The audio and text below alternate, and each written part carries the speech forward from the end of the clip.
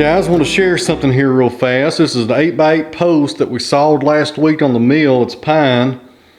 And this measuring tape that we're using on these posts to lay out the joinery for the timber frame is called a timber framer's layout tape. I'll leave a link down below to Jim Rogers' contact information. I think these are about $25, not counting shipping.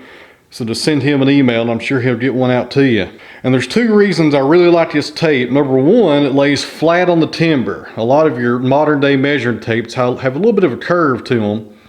And this lays flat on here. Really nice for getting measurements.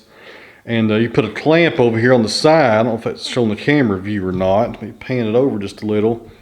You just put a clamp on here to hold it down and pull all your measurements from there.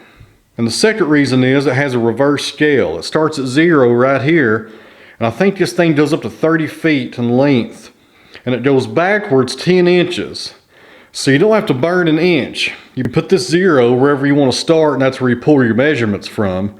And in the case of timber framing, a lot of times you'll put this on the top of your post and have a 5-inch or 8-inch tenon, and you can go backwards on this reverse scale and find your tenon.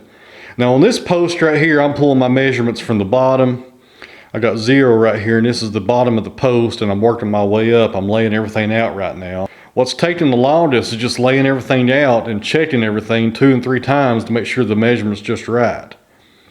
But this is a really nice tape. Like I said, I'm probably going to use it anytime I build something in the future because I really like this flat tape the way it lays on here.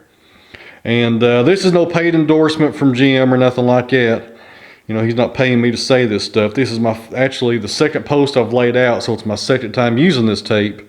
And I really like it. It works really well. But for building things, you really can't beat this tape, I don't think, because I've struggled in the past using the measuring tape and getting accurate readings.